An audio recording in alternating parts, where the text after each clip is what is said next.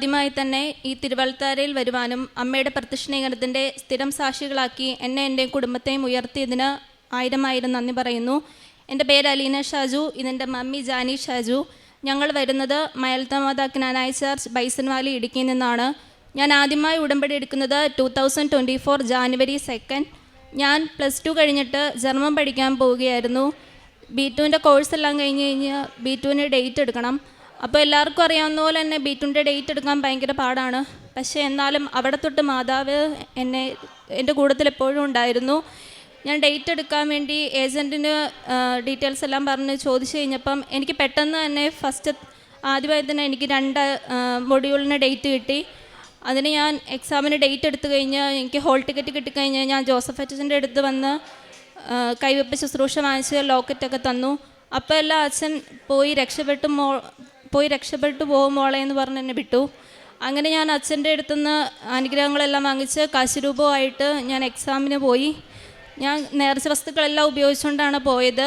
ഞാൻ ഇവിടുന്ന് എക്സാമിന് പോകുമ്പോൾ പത്രം വാങ്ങിച്ച് എക്സാം സെൻറ്ററിൻ്റെ അവിടെ ഉള്ളവർക്ക് കൊടുത്തു. ഉപ്പ് ഞാൻ എൻ്റെ പോക്കറ്റിലിട്ട് എക്സാം സെൻറ്ററിൽ ആരും ചവിട്ടാത്ത രീതിയിൽ ഞാൻ ഇട്ടു. പിന്നെ കാശുരൂപം അവിടെ കൈപ്പിടിക്കുകയോ കഴുത്തിലിടാനോ ഒന്നും സമ്മതിച്ചില്ല. അപ്പം ഞാൻ എൻ്റെ ഡ്രസ്സിൽ പിന്നെ വെച്ച് കുത്തിവെച്ച് ഞാൻ കാശുരൂപമായിട്ട് തന്നെയാണ് എക്സാം ഹാളിലോട്ട് കയറിയത്. തേനും കഴിച്ചു.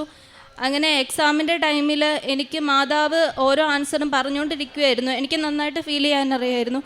കാരണം ഞാനല്ല എഴുതുന്നത്, മാതാവ് തന്നെയായിരുന്നു എൻ്റെ എക്സാം എഴുതിക്കൊണ്ടിരുന്നത്. അങ്ങനെ എൻ്റെ ഫസ്റ്റത്തെ 2 മൊഡ്യൂൾ എക്സാം കഴിഞ്ഞു. ഞാൻ വീട്ടിൽ വന്നു. അതിൻ്റെ റിസൾട്ട് വന്നു കഴിഞ്ഞപ്പം മാതാവിൻ്റെ അനുഗ്രഹം എന്ന് പറയട്ടെ, എനിക്ക് 2 മൊഡ്യൂൾ ഞാൻ ആ പാസ് മാർക്ക് മാത്രമേ ചോദിച്ചുള്ളൂ. ഞാൻ കറക്റ്റ് 60 മാർക്കേ ചോദിച്ചുള്ളൂ. പക്ഷേ എനിക്ക് 60 മാർക്കിൽ കൂടുതൽ മാതാവ് എനിക്ക് തന്നെ 2 മൊഡ്യൂളും പാസ്സാക്കി തന്നു ഫസ്റ്റ് അറ്റംപ്റ്റിൽ തന്നെ. അത് ഞാൻ പറയുന്നു, not my merit but by grace തന്നെയാണ് എനിക്ക് ആ എക്സാം പാസ്സാവാൻ സാധിച്ചത്. കാരണം എൻ്റെ കഴിവുകൊണ്ട് എനിക്ക് ഒരിക്കലും ഫസ്റ്റ് അറ്റംപ്റ്റിൽ പാസ്സാവാൻ പറ്റത്തില്ല. അത് മാതാവിൻ്റെ കൃപ കൊണ്ട് മാത്രമാണെന്ന് ഞാൻ ഉറച്ച് വിശ്വസിക്കുന്നു. അത് കഴിഞ്ഞ് ഞാൻ ബാക്കി 2 എക്സാമിന് ഡേറ്റ് എടുക്കാൻ വേണ്ടി ഏജൻറ്റിന് കൊടുത്തു. അതും എനിക്ക് പെട്ടെന്ന് തന്നെ ഡേറ്റ് കിട്ടി. അന്നേരം ഞാൻ അച്ഛനെ കണ്ട് അനുഗ്രഹം വാങ്ങിച്ച് കാശുരൂപമായിട്ടാണ് ഞാൻ എക്സാമിന് പോയത്. ഇതുപോലെ ഉടമ്പടി വസ്തുക്കളെല്ലാം ഞാൻ ഉപയോഗിച്ചു. ഉപ്പ് സെൻറ്ററിൽ ഇട്ടു, കാശുരൂപം കയ്യിലുണ്ടായിരുന്നു. എക്സാം ഞാൻ പോയി എഴുതി. അതും എനിക്ക് മാതാവ് ആയിരുന്നു എൻ്റെ എക്സാം അറ്റൻഡ് ചെയ്തത്, ഞാനല്ലായിരുന്നു. അങ്ങനെ ആ എക്സാമിൻ്റെ റിസൾട്ട് വന്നു. അതിലെനിക്ക് 1 മൊഡ്യൂള് പാസ്സാവാൻ സാധിച്ചു. അതും ഞാൻ കറക്റ്റ് 60 മാർക്കേ ചോദിച്ചുള്ളൂ. എനിക്ക് 60 മാർക്കിൽ കൂടുതൽ മാർക്കെന്ന് മാതാവിനെ അനുഗ്രഹിച്ചു. അത് കഴിഞ്ഞ് ഇങ്ങനെ കുറച്ച് നാളിങ്ങനെ പോയി കഴിഞ്ഞപ്പം ഞങ്ങൾ തീരുമാനിച്ചു, എന്തായി 3 മൊഡ്യൂൾ വെച്ച് പ്രോസസ്സിങ്ങിന് കൊടുക്കാൻ തീരുമാനിച്ചു. അങ്ങനെ ഓരോ ഏജൻസിക്ക് കൊടുത്തു. അങ്ങനെ കുറച്ച് നാൾ ലാഗായിപ്പോയി. അന്നേരം ഞാൻ ഉടമ്പടി ചെറുതായിട്ട് ഉഴപ്പിയും തുടങ്ങിയാണ്. ചിലപ്പോൾ എൻ്റെ അഹങ്കാരം കൊണ്ടാകും. അന്നേരമൊക്കെ ഇടയ്ക്കൊക്കെ എനിക്കുണ്ടായിരുന്നു, എൻ്റെ മെറിറ്റ് കൊണ്ടായിരിക്കും കിട്ടിയെന്ന് എനിക്കൊരുണ്ടായിരുന്നു. പിന്നെ ആയിരുന്നു എനിക്ക് ബോധ്യം വന്നത്, ഇത് എൻ്റെ കഴിവ് കൊണ്ടൊന്നുമല്ല, ദൈവത്തിൻ്റെ കൃപ കൊണ്ട് മാത്രമാണെന്ന്. അങ്ങനെ കുറേ നാൾ അങ്ങനെ പോയി എൻ്റെ കൂട്ടത്തിലുള്ളവർ കയറിപ്പോകുന്നു. എൻ്റെ കൂട്ടത്തിൽ എനിക്കറിയാവുന്നവരെല്ലാം കയറിപ്പോകുന്നു. പിന്നെ ഞാൻ ഈ 3 മൊഡ്യൂൾ പാസ്സായി കഴിഞ്ഞാൽ എനിക്ക് ഉടനെ തന്നെ ഒരു മെറിറ്റും ഇല്ലാത്ത എനിക്ക് അമ്മ ജർമ്മൻ പഠിപ്പിക്കാനുള്ള ഭാഗ്യം എനിക്ക് തന്നു. അങ്ങനെ ഞാൻ 1 വർഷത്തോളം എനിക്ക് ജർമ്മൻ പഠിപ്പിക്കാനുള്ള ഭാഗ്യം മാതാവ് എനിക്ക് ഒരുക്കി തന്നു. അത് കഴിഞ്ഞ് പിന്നെ എൻ്റെ പ്രോസസ്സിങ് ഇങ്ങനെ നീണ്ടു നിന്ന് അതിൻ്റെ ഇടയ്ക്ക് എൻ്റെ ഈ സർട്ടിഫിക്കറ്റ് വാലിഡിറ്റി കഴിഞ്ഞു. അപ്പോൾ ഈ ഇടയ്ക്ക് തൊട്ട് ജർമ്മൻ്റെ വാലിഡിറ്റി 1 ഇയർ ആക്കിയായിരുന്നു. അപ്പം ഇങ്ങനെ ഏജൻസിക്കാരോടെല്ലാം ചോദിച്ചു കഴിഞ്ഞപ്പം ഞാൻ പലരെയും വിളിക്കുന്നുണ്ട്. ഞാൻ കൊടുക്കാത്ത ഏജൻസികളില്ല, വിളിക്കാത്ത ഏജൻസികളില്ല. എനിക്കും എൻ്റെ വീട്ടുകാർക്കും അറിയാം, ഇഷ്ടംപോലെ ഏജൻസികൾ ഞാൻ കൊടുക്കുന്നു, വിളിക്കുന്നു, മെസ്സേജ് അയക്കുന്നു. പക്ഷെ അവിടെ നിന്നെല്ലാം പിന്നെ എനിക്ക് വരുന്ന റിപ്ലൈ എന്ന് പറയുന്നത്, മോളുടെ വാലിഡിറ്റി കഴിഞ്ഞു സർട്ടിഫിക്കറ്റിൻ്റെ, ഇനി ഒന്നോടെ എക്സാം എഴുതുക, അല്ലെങ്കിൽ വേറെ എന്തെങ്കിലും വഴി നോക്കാമെന്നേ ഉള്ളൂ. അപ്പം ഞാൻ ആകെപ്പാടെ തളർന്നു പോയി. കാരണം ഞാൻ ഇത്രയും കഷ്ടപ്പെട്ട് എൻ്റെ മെറിറ്റ് കൊണ്ട് കിട്ടിയതല്ല, മാതാവ് എനിക്ക് തന്നതാണ്. എന്നാലും എൻ്റെ ഇത്രയും നാൾ പോയല്ലോ. അങ്ങനെ ഞാനിത് എന്ത് ചെയ്യുമെന്ന് വിചാരിച്ച് എനിക്ക് ഭയങ്കര വിഷമമായി. ഞാൻ പിന്നെ പ്രാർത്ഥിക്കാൻ തുടങ്ങി. അങ്ങനെ ഒരു ദിവസം രാത്രി കുരിശ് വരയുടെ ടൈമിൽ ഞാനിങ്ങനെ കരഞ്ഞ് പ്രാർത്ഥിച്ചു, അമ്മേ മാതാവ്, എന്നെ ആരുടെയും മുന്നിൽ നാണം കെടുത്തരുതേ. അമ്മ തന്നതാണ് എനിക്ക് ഈ 3 മൊഡ്യൂൾ, അപ്പം അമ്മ ബാക്കി ഇതെല്ലാം ചെയ്തോളണം എന്ന് പറഞ്ഞു. അപ്പം എൻ്റെ വീട്ടിൽ ഇങ്ങനെ ഒരു ടോക്കുണ്ടായി, ഇനിയിപ്പം വാലിഡിറ്റി കഴിഞ്ഞപ്പം നമുക്കെന്നാ ഒരു പണി ചെയ്യാം, എന്നാൽ ഇപ്പോൾ ജർമ്മൻ എന്നാ നോക്കണ്ട, എന്നാൽ നാട്ടിൽ തന്നെ നേഴ്സിംഗ് പഠിക്കുമെന്ന് പറഞ്ഞ് വീട്ടുകാരുടെ അടുത്തുനിന്നും നാട്ടുകാരുടെ ഇടയ്ക്കൊന്നും ഭയങ്കര പ്രഷർ. എനിക്കാണെങ്കിൽ ഒട്ടും താങ്ങാൻ പറ്റുന്നില്ല. എനിക്കാണെങ്കിൽ ഞാൻ മാതാവിനോട് പ്രാർത്ഥിച്ചു, മാതാവ് ഇവരെല്ലാം ഇങ്ങനെയാണ് പറയുന്നത്, പക്ഷേ എനിക്ക് ജർമ്മനിയിൽ തന്നെ പോകണം, എനിക്ക് നാട്ടിലൊന്നും നേഴ്സിംഗ് പഠിക്കേണ്ടെന്ന് ഞാൻ പറഞ്ഞു. അങ്ങനെ ഞാൻ മാതാവിനോട് ഇങ്ങനെ കരഞ്ഞു പ്രാർത്ഥിച്ചു. ഞാൻ ഈ വചനം വെച്ച് പ്രാർത്ഥിക്കുമായിരുന്നു, ദൈവത്തിൻ്റെ ശക്തമായ കരുത്തും കയറ്റി താഴ്മയോടെ നിൽക്കുമിൻ, അവിടുന്ന് തക്ക സമയത്ത് നിങ്ങളെ ഉയർത്തിക്കൊള്ളുമെന്ന്. അങ്ങനെ എനിക്കിങ്ങനെ വിഷമം വരുമ്പോൾ ഞാൻ ബൈബിളെടുത്ത് വായിക്കുകയൊക്കെ ചെയ്യും. അപ്പോൾ എനിക്ക് മാതാവ് ഈശോ ഒരു ഹോപ്പ് തരുന്ന വചനങ്ങൾ എനിക്ക് തരുമായിരുന്നു. അപ്പോൾ എനിക്ക് ചെറിയ ചെറിയ ഹോപ്പ് ഉണ്ടായി. ഞാൻ എന്തായാലും എന്നെക്കുറിച്ചൊരു പദ്ധതി ഉണ്ട് മാതാവിനും ഈശോയ്ക്കും, അപ്പോൾ എനിക്ക് എന്തായാലും ഒരു വഴി തെളിച്ച് തരുമെന്ന് തന്നെ എനിക്കുണ്ടായിരുന്നു. പിന്നെ ഞാൻ എക്സാം എഴുതുന്ന ടൈമിലൊക്കെ മമ്മിയാണെങ്കിൽ എന്നേക്കാൾ ഡബിൾ ഇരട്ടി പ്രാർത്ഥിക്കുന്ന ആളാണ്. അപ്പം ഞാൻ എക്സാമിൻ്റെ ടൈമിലാണെങ്കിൽ മമ്മി ആ എക്സാം തുടങ്ങുന്ന തൊട്ട് തീരുന്നോടം വരെ ഏതെങ്കിലും മമ്മി എവിടെയാണോ അവിടുത്തെ പള്ളിയിൽ പോയിരുന്ന് പ്രാർത്ഥിക്കുമായിരുന്നു. ഇങ്ങനെ ഞാനൊരു ദിവസം കുരിശരുടെ ഇടയ്ക്ക് ഇങ്ങനെ പ്രാർത്ഥിച്ചുകൊണ്ടിരിക്കുക, ഈശോയോട് എനിക്ക് എങ്ങനെയെങ്കിലും പോകണം, കാരണം എനിക്ക് നാട്ടിൽ എന്തായാലും നേഴ്സിംഗ് പഠിക്കണ്ട, ഇപ്പം എന്തായാലും ഞാൻ +2 കഴിഞ്ഞ് 2 വർഷം ആവുകയും ചെയ്തു, ഇനി എന്തെങ്കിലും മാതാവ് തന്നെ എനിക്ക് ഒരുക്കി തരണം എന്ന് പറഞ്ഞാൽ മാതാവിനും ഈശോയോടും കരഞ്ഞ് പ്രാർത്ഥിച്ചു. അങ്ങനെ ഇങ്ങനെ പറഞ്ഞ് പിറ്റേ ദിവസം ഞാൻ കൊടുത്ത ഒരു ഏജൻസിയിൽ നിന്ന് എൻ്റെ പപ്പായുടെ അനിയൻ അച്ഛനാണ്, അപ്പോൾ അച്ഛനെ ആ ഏജൻസി ഇങ്ങനെ വിളിച്ച് പറഞ്ഞു, അച്ഛനുമായിട്ട് കോൺടാക്റ്റ് ഉണ്ടായിരുന്നു, ഇങ്ങനെ വിളിച്ച് പറഞ്ഞു മോളുടെ ഇപ്പം വാലിഡിറ്റി കഴിഞ്ഞ സ്ഥിതിക്ക് വേറെ ഒരു ഇതുണ്ട്, പക്ഷെ പെട്ടെന്ന് തന്നെ പോകാം, പക്ഷേ എമൗണ്ടിൻ്റെ ഒരു പ്രശ്നമുണ്ടെന്ന് പറഞ്ഞു.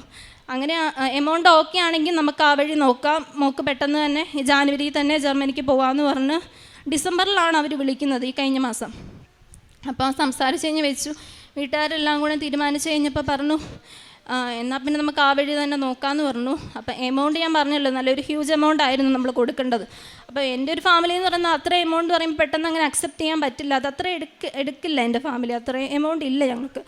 അപ്പോൾ പിന്നെ ഞങ്ങൾ എന്ത് ചെയ്യുമെന്ന് ഇങ്ങനെ ഓർത്ത് ഞങ്ങളെല്ലാവരും കൂടെ, എനിക്കറിയില്ല മാതാവായിട്ട് തന്നെ പലരിലൂടെ ഞങ്ങൾക്ക് കൊടുക്കേണ്ട ഫുൾ എമൗണ്ട് ഞങ്ങൾക്ക് റെഡിയാക്കി തന്നു. കറക്റ്റ് അവർ എന്നാണോ പൈസ അടിക്കേണ്ടതെന്ന് പറഞ്ഞത് അതിൻ്റെ തലേ ദിവസം തന്നെ എല്ലാം ഞങ്ങൾക്ക് പെട്ടെന്നായിരുന്നു. പെട്ടെന്ന് തന്നെ ടൈം ഷോർട്ടനിങ്ങിലൂടെ മാതാവ് ഞങ്ങൾക്ക് പലരിലൂടെ, ഞങ്ങളുടെ ബന്ധുക്കളിലൂടെ ആയാലും ഞങ്ങൾക്ക് അറിയാവുന്നവരിലൂടെ ആയാലും എമൗണ്ട് ഞങ്ങൾക്ക് സെറ്റാക്കി തന്ന് ഞങ്ങൾക്ക് കറക്റ്റ് സമയത്ത് തന്നെ പൈസ അവർക്ക് കൊടുക്കാനൊക്കെ സാധിച്ചു. അങ്ങനെ ഞങ്ങൾക്ക് ആ വഴി പോകാമെന്ന് തന്നെ തീരുമാനിച്ചു. നമ്മുടെ ഈ സർട്ടിഫിക്കറ്റ്, അപ്പോൾ അവർ പറഞ്ഞു ഈ സർട്ടിഫിക്കറ്റ് കൊണ്ടുപോകാൻ കുഴപ്പമൊന്നുമില്ലെന്ന് പറഞ്ഞു. അങ്ങനെ അത് തുടങ്ങി, അങ്ങനെ പ്രോസസ്സിങ് എല്ലാം കഴിഞ്ഞു. എനിക്ക് വിസ ഇൻ്റർവ്യൂ ഒരു ചൊവ്വാഴ്ചയായിരുന്നു, അത് ജാനുവരി 6 ആയിരുന്നു. അങ്ങനെ വിസ ഇൻ്റർവ്യൂവിന് പോയി. അവിടെ മാതാവ് ഈശോ എല്ലാം ഭംഗിയായിട്ട് തന്നെ എൻ്റെ കൂട്ടത്തിൽ നടന്നെല്ലാം നന്നായിട്ട് ചെയ്തു തന്നു. അങ്ങനെ അവർ പറഞ്ഞു 14 വർക്കിംഗ് ഡേയ്സ് അതിനുള്ളിലായിരിക്കും വിസ വരുന്നതെന്ന് പറഞ്ഞു. ഓക്കെ, എന്നിട്ട് പിന്നെ ഞാൻ വീട്ടിൽ വന്നു കഴിഞ്ഞപ്പം എൻ്റെ കൂട്ടത്തിലുള്ളവരെല്ലാം നേരത്തെ പ്രോസസ്സിങ്ങിന് കൊടുത്തുകൊണ്ട് അവർ പോയായിരുന്നു. പിന്നെ എൻ്റെ കൂട്ടത്തിൽ വേറെ 2 പേരും കൂടെ ഉണ്ട്. അപ്പം അങ്ങനെ 40 വർക്കിംഗ് ഡേയ്സ് എന്നും പറഞ്ഞു. അത് കഴിഞ്ഞ് മിനിഞ്ഞാന്ന് എനിക്ക് മെസ്സേജ് വന്നു വിസ ഡിസ്പാച്ചായെന്ന് പറഞ്ഞ്. ഇന്നലെ ഞാൻ പോയി വിസ കളക്ട് ചെയ്തു. ഇന്നലെ കളക്ട് ചെയ്ത് ഞാനും മമ്മിയും കൂടെ ഡയറക്റ്റ് കൃപാസനത്തിലോട്ടാണ് വന്നത്. ഇവിടെ വന്നിട്ടാണ് ഞങ്ങൾ വിസ പൊട്ടിച്ചത്. പാസ്പോർട്ട് പൊട്ടിച്ച് വിസ ആദ്യമേ മാതാവിനെയാണ് കാണിച്ചത്. അപ്പം എൻ്റെ മാതാവ് not my merit but by ഗ്രേസിൽ എനിക്ക് വിസ അടിച്ച് തന്നിട്ടുണ്ട്. ഇതെനിക്കറിയാം എൻ്റെ കഴിവ് കൊണ്ടല്ല ഒരിക്കലും എനിക്കിത് കിട്ടുന്നത്. കാരണം ഈ വാലിഡിറ്റി കഴിഞ്ഞ പേപ്പർ എല്ലാവരും എന്നെ തള്ളിപ്പറഞ്ഞു, എല്ലാ ഏജൻസിക്കാരും എന്നെ തള്ളിപ്പറഞ്ഞു, മോളുടെ ഈ പേപ്പർ കൊണ്ട് ഒന്നും നടക്കില്ല, ഒന്നുകൂടെ എക്സാം എഴുതണമെന്ന്. എങ്കിലും എനിക്ക് പാസ്പോർട്ട് വിസ അടിച്ചു തന്നത് മാതാവ് മാത്രമാണ്.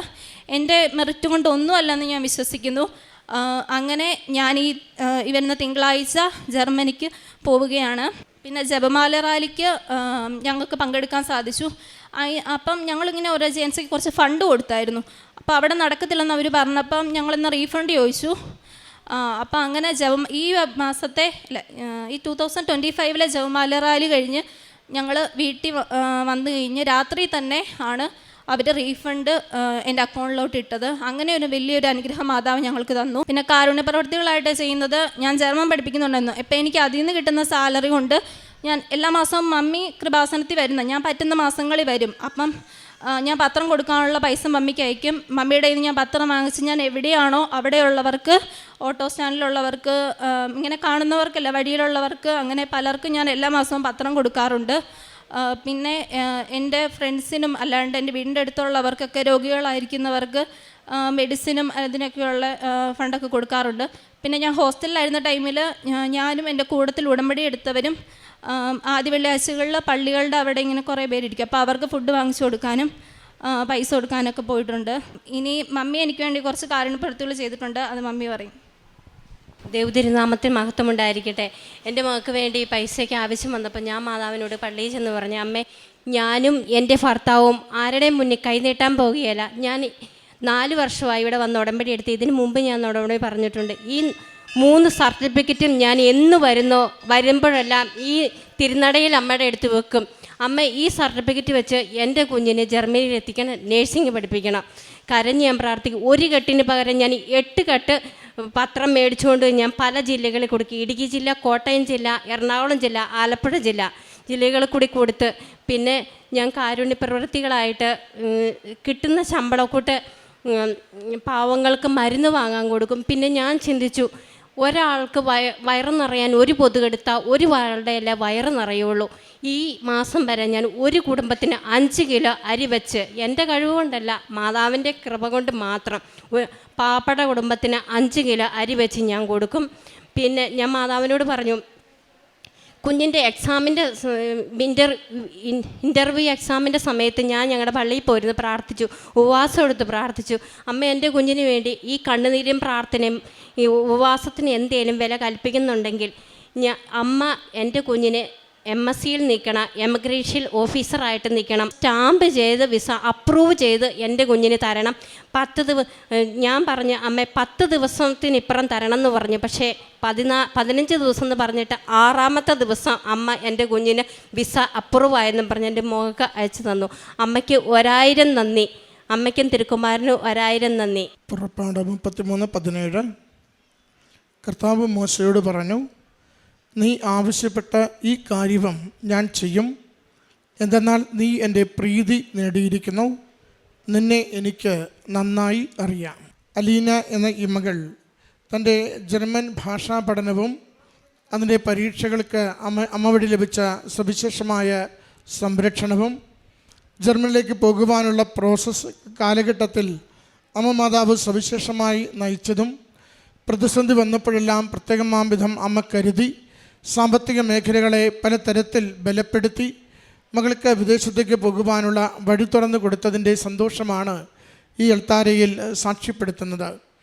ഉടമ്പടി എടുത്ത നാൾ മുതൽ അമ്മ മാതാവിനോട് ശരണപ്പെട്ട മനസ്സോടുകൂടി എങ്ങനെ ജീവിക്കുകയും പ്രാർത്ഥിക്കുകയും ചെയ്യുന്നുവെന്ന് അമ്മയും മകളും അൾത്താരയിൽ സവിസ്തരം നമ്മളോട് സൂചിപ്പിച്ചു. അതെപ്പോഴും ദൈവത്തെ ഉടമസ്ഥപ്പെടുത്തുകയുള്ള ഒരു ജീവിതമാണ്. അമ്മ മാതാവിൽ ആശ്രയിച്ചുകൊണ്ട് തങ്ങളുടെ ഇല്ലായ്മകളിലും ക്ലേശാവസ്ഥകളിലും ദൈവനാമത്തെ മഹത്വപ്പെടുത്തുന്ന പ്രേക്ഷിത പ്രവൃത്തികളിൽ സന്തോഷത്തോടെ പങ്കുചേർന്നുകൊണ്ടുള്ള ജീവിതമാണെന്ന് അമ്മയും മകളും ഒരുപോലെ ലോകത്തോട് വെളിപ്പെടുത്തുകയാണ്. തങ്ങളുടെ ഇല്ലായ്മകളിൽ, സാമ്പത്തികമായ ഞെരുക്കങ്ങളിൽ മുന്നോട്ട് പോകുവാൻ വഴികളൊന്നും കാണാതിരിക്കുമ്പോഴും നിരാശപ്പെടാതെ അമ്മയുടെ കരങ്ങളിൽ ഏൽപ്പിച്ചു കൊടുത്ത് ഇതുകൂടി അമ്മ സഹായിച്ചു തരണമെന്ന് പറഞ്ഞ് പ്രാർത്ഥിക്കുന്നതാണ് കുടുംബത്തിൻ്റെ രീതിയെന്ന് അവരുടെ വാക്കുകളിൽ നമുക്ക് മനസ്സിലാക്കുവാൻ സാധിക്കും. പരീക്ഷ എഴുതുമ്പോൾ കാതിൽ മന്ത്രിക്കുന്ന അമ്മ മാതാവിനെ മകൾ കാണുന്നുണ്ട്. തൻ്റെ കഴിവുകൊണ്ടല്ല, അമ്മ മാതാവിൻ്റെ കൃപയാൽ പരീക്ഷയുടെ ഓരോ അവസരത്തിലും അത് വിജയത്തിലേക്ക് നയിച്ചത് മകൾ സൂചിപ്പിക്കുന്നുണ്ട്. പ്രോസസ്സിൻ്റെ വഴിയെത്തുമ്പോൾ അത് ഇൻവാലിഡായി എന്ന് പറഞ്ഞുകൊണ്ട് പരീക്ഷയുടെ വിജയിച്ചതിൻ്റെ വർഷം ഒന്ന് കഴിഞ്ഞുവെന്ന് പറഞ്ഞ് നിരുത്സാഹപ്പെടുത്തുമ്പോഴും അമ്മയുടെ കരങ്ങളിലേക്കാണ് അത് ഏൽപ്പിച്ചു കൊടുക്കുക. അത് അലീനയുടെ അമ്മ പ്രത്യേകമായി പറഞ്ഞു, എപ്പോഴൊക്കെ ഞാൻ കൃപാസനത്തിൽ വരുമോ ഞാൻ ഈ സർട്ടിഫിക്കറ്റുകളുമായി മാത്രമേ വന്നിട്ടുള്ളൂ. അമ്മയുടെ കരങ്ങളിൽ ഓരോ തവണ ഏൽപ്പിച്ചു കൊടുത്ത് എൻ്റെ മകളെ ജർമ്മനിയിൽ എത്തിക്കണമേ എന്ന് അമ്മയിൽ ശരണപ്പെട്ട് ഞാൻ പ്രാർത്ഥിച്ചിരുന്നു. മറ്റുള്ളവർ എന്തു പറയുന്നോ അതെനിക്ക് ബാധകമല്ല. എത്ര തടസ്സങ്ങൾ അവരെൻ്റെ മുൻപിൽ വയ്ക്കുന്നുവോ അതൊന്നും ഞാൻ പരിഗണിച്ചിട്ടില്ല. ഇതിന് പേപ്പറിൻ്റെ വില മാത്രമേ ഉള്ളൂവെന്ന് മുഖത്ത് നോക്കി പറയുമ്പോഴും ഞാനിതല്ല, ദൈവശക്തിയാൽ, പ്രത്യക്ഷീകരണത്തിൻ്റെ കൃപയാൽ ഇതെന്താണോ നിവർത്തിതമാകേണ്ടത് അത് നിവർത്തിതമാക്കുന്നതിന് മനുഷ്യന് അസാധ്യമെന്ന് പറയുന്നത് ദൈവത്തിന് സാധിക്കുമെന്ന പൂർണ്ണ ബോധ്യത്തോടും വിശ്വാസത്തോടും അമ്മയുടെ കരങ്ങളിലേക്ക് ഞാനിത് ഏൽപ്പിച്ചു കൊടുത്തുകൊണ്ടിരുന്നു. മകൾ പറയുന്നുണ്ട്, ഇന്ന് അന്നെഴുതി അതേ പരീക്ഷയുടെ സർട്ടിഫിക്കറ്റുകൾ വെച്ച് ഇൻവാലിഡ് എന്ന് വർഷമൊന്ന് കഴിഞ്ഞു അതുകൊണ്ട് പോകുവാൻ പറ്റില്ലെന്ന് എന്നോട് പറഞ്ഞ അതേ മനുഷ്യരുടെ മുമ്പിലൂടെ നഴ്സിംഗ് പഠിക്കുന്നതിന് വേണ്ടി ഞാനിന്ന് വിദേശത്തേക്ക് പോവുകയാണെന്ന്. പ്രിയമുള്ളവരെ, നമ്മളെങ്ങനെ ഉടമ്പടിയെ കാണുന്നു, നമ്മൾ എങ്ങനെ ഉടമ്പടി ജീവിക്കുന്നു എന്നത് പ്രധാനപ്പെട്ടതാണ്. അതിലേറ്റവും പ്രധാനപ്പെട്ടൊരു ഘടകം അത് പ്രേക്ഷിത പ്രവർത്തനം തന്നെയാണ്. തുടക്കക്കാർക്ക് ഏറ്റവും പ്രയാസമുള്ളത്, എന്നാൽ ഉടമ്പടി ജീവിച്ചു തുടങ്ങുന്നവർക്ക് ഏറ്റവും ആവേശമുള്ളത് പ്രേക്ഷിത പ്രവർത്തനമാണ്. സഹോദരി പറഞ്ഞു, 4 ജില്ലകളിൽ ഞാൻ പത്രം കൊടുക്കാറുണ്ട്. പോകുന്ന ഇടങ്ങളിലൊക്കെയും ഞാനിത് ധൈര്യത്തോടുകൂടി അമ്മ മാതാവിൻ്റെ കരങ്ങളും അമ്മ മാതാവിൻ്റെ ഹൃദയവും ഈശോയുടെ അനുഗ്രഹത്തിൻ്റെ വഴികളുമാണ് ഇതിലുള്ളതെന്ന് പറഞ്ഞുകൊണ്ട് എനിക്കിതെല്ലാവർക്കും കൊടുക്കുവാൻ സന്തോഷമേ ഉള്ളൂ.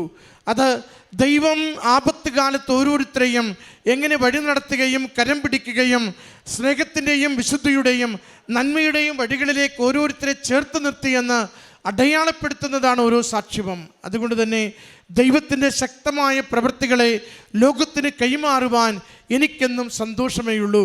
അതാണ് ഈ കുടുംബത്തിന്, ഈ നിയോഗത്തിന് അനുഗ്രഹമായി തീരുന്നത്.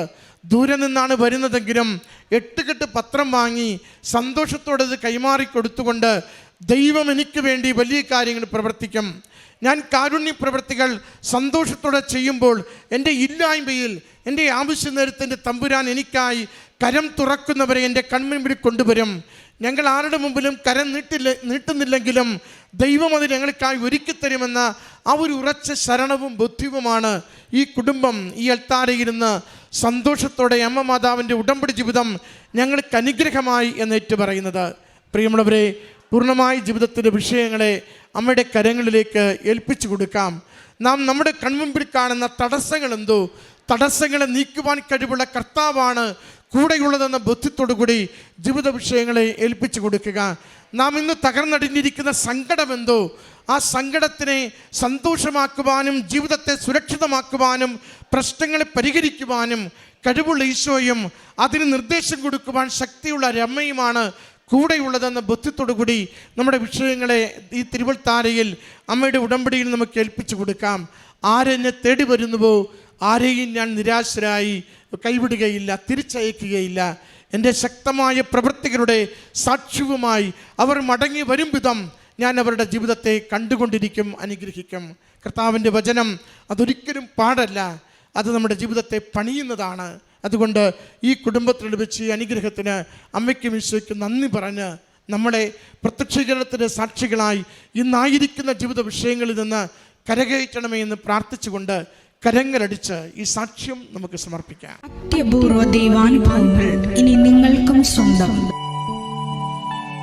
ഈ യൂട്യൂബ് ചാനൽ ഇതുവരെ സബ്സ്ക്രൈബ് ചെയ്തിട്ടില്ലെങ്കിൽ ഇപ്പോൾ തന്നെ സബ്സ്ക്രൈബ് ചെയ്യുക.